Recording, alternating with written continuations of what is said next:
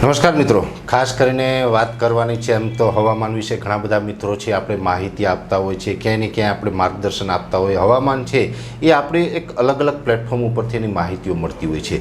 જેમ કે અત્યારે 21મી સદી છે, ટેકનોલોજીનો યુગ છે. મારા જેવા વ્યક્તિઓ છે એ સેટેલાઇટના માધ્યમથી અલગ અલગ મોડેલોનું પ્રિડિક્શન કરીને માહિતી આપતા હોય છે. પણ આપણી જે ભારત દેશની પરંપરા છે, ઘણા બધા મિત્રો છે એ દેશી વિજ્ઞાન જાણતા હોય છે, જેની અંદર કસ કાતરા હોય, હોળીનો પવન હોય, ચૈત્રી દનૈયા હોય, પશુ પક્ષીની ચેષ્ટા હોય, ઘણા બધા જે લક્ષણો છે એના આધારે એ જાણતા હોય છે ને એ માહિતી આપતા હોય છે. ને એવા જાણકારો પણ આપણા દેશની અંદર અન્ય ઘણા બધા છે. એવી જ રીતે આજે આપણે એક વ્યક્તિનો એવો પરિચય કરાવવાનો છે કે જે આ બધું દેશી વિજ્ઞાન જાણે છે. ટેકનોલોજી અને સેટેલાઇટના માધ્યમથી જે પ્રિડિક્શન કરીને જે માહિતી આપવાની હોય કદાચ એ ન આપી શકે, પણ જે દેશી વિજ્ઞાન પ્રમાણે કસ કાતરાથી લઈ અને ચૈત્રી દનૈયાથી લઈને જે માર્કિંગ કરે છે, જે ખેડૂતોને માહિતી આપે છે, એવા જે ખેડૂત પુત્ર છે, એકદમ સામાન્ય અને દેશી પોતાનું જીવન છે, એક પ્રકારે પોતે એક ગામડાના ખેડૂત છે ને એવા વ્યક્તિનો પરિચય કરાવો છે. ત્યારે દ્વારકા જિલ્લાના ભાણવડ તાલુકાના કિશોરભાઈ આહિર આપણી સાથે ઉપસ્થિત છે. એટલે કિશોરભાઈ, આપનું સ્વાગત છે.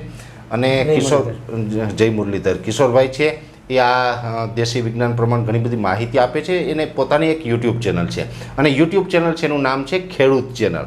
ખેડૂત ચેનલ ઉપર અત્યારે ખેડૂત ચેનલ ઉપર પણ ઘણા બધા ખેડૂતો જોડાયેલા છે.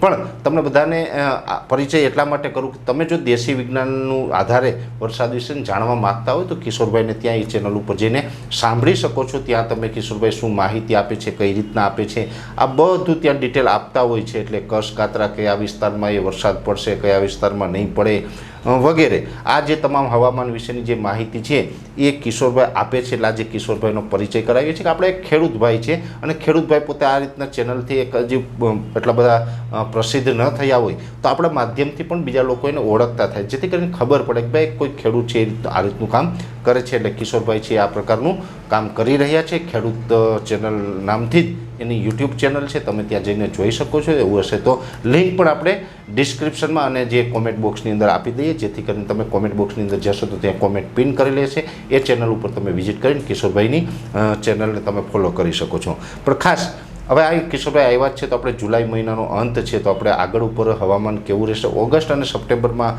કેવા વરસાદો પડશે, એ થોડુંક કિશોરભાઈ પાસેથી આપણે જાણી લઈએ. કિશોરભાઈ, આપણે ઓગસ્ટ, હવે કેમ કે જુલાઈ તો પૂર્ણ થાય છે, તો ઓગસ્ટ અને સપ્ટેમ્બર મહિનો, આ બે મહિના દરમિયાન આપણા ગુજરાતની અંદર વરસાદનું કેવું રહેશે એ થોડુંક અમારા દર્શક ભાઈઓને કહેજો. પહેલાં તો તમામ મિત્રોને જય મુરલીધર અને પરેશભાઈને પણ બે શબ્દ કહું તે પછી આપણે માહિતી આપશું કે જિંદગીની અંદર પહેલી વખત, આમ તો ઘણી વાર મેં પણ પરેશભાઈની સોશિયલ મીડિયામાં એમની માહિતી જોતો અને ક્યાંક ને ક્યાંક હું પણ એમની માહિતી વિશે ઘણી બધી જાણકારી રાખતો. અને ખરેખર તો પરેશભાઈ એક આમ જોઈએ તો ગુજરાત સૌરાષ્ટ્રની લેવલે જે સારી માહિતી આપે છે અને ખેડૂતને કામ પડાવે છે.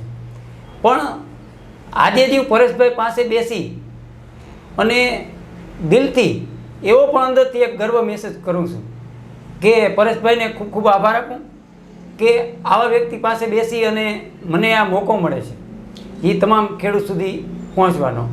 તો પરેશભાઈનો દિલથી આભાર માનું છું.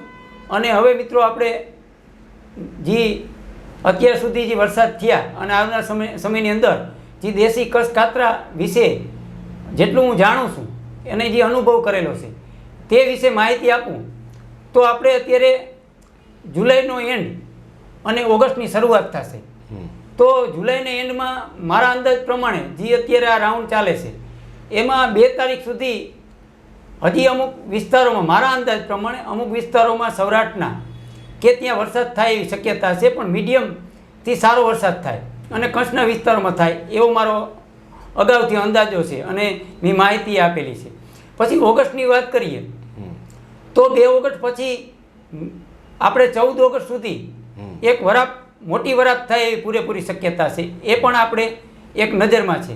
એ પછી આપણે સૌરાષ્ટ્ર અને કચ્છના વિસ્તારોમાં જે પહેલેથી વરસાદ ઓછો છે એમાં મારા અંદાજ પ્રમાણે 15 ઓગસ્ટથી જે છૂટો છોયો રાઉન્ડ ચાલુ થાય એ સૌરાષ્ટ્રને અને કચ્છને લાભ મળશે વધારે. પછી 22 ઓગસ્ટ આવે ત્યારે પણ મને એક એવું પણ લાગે છે મારા અંદાજ પ્રમાણે કે 22 ઓગસ્ટથી અરબી સમુદ્રની અંદર કોઈ તોફાની સિસ્ટમ બને કે અથવા કોઈ નાનું મોટું સાયક્લોન કે વાવાઝોડું બને, આવો મેં અંદાજ ખેંચેલો છે. અને તે નજીકના દિવસોમાં કે આપણે લાઈવ હવામાન જોઈ અને કહી શકીએ કેટલો તાકાતવાળો રાઉન્ડ હશે. પણ વરસાદ સૌરાષ્ટ્ર ગુજરાતમાં સારો થાય ઓગસ્ટના એન્ડમાં એવું પણ આપણે માહિતી આપેલી છે અને આજે પણ આપણે એ માહિતી આપીએ. પછી સપ્ટેમ્બરની વાત કરીએ તો સપ્ટેમ્બર છે એ તાકાતવાળો રહેશે. દેશી મહિનામાં કહી તો સારા વરસાદ એમાં મળશે. એ તમામ ગુજરાત, સૌરાષ્ટ્ર અને કચ્છને જે અગાઉના રાઉન્ડમાં જે ખામી રહી એની ભરપાઈ પૂરેપૂરી કરી દેશે.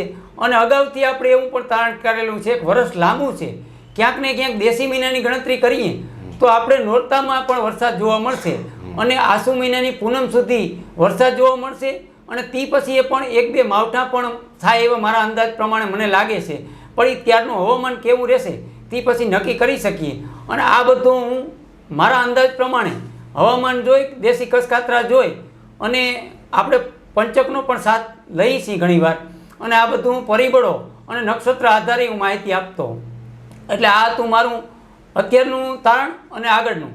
તો આપણે આપણા ચેનલની અંદર આ રીતે જ માહિતી આપી છે.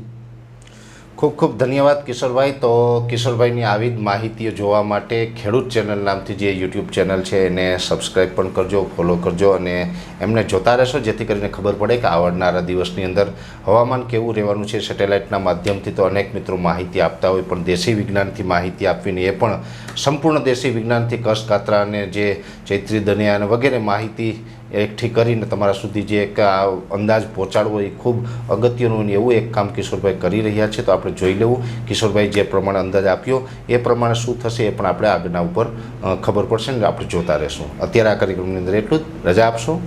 ધન્યવાદ.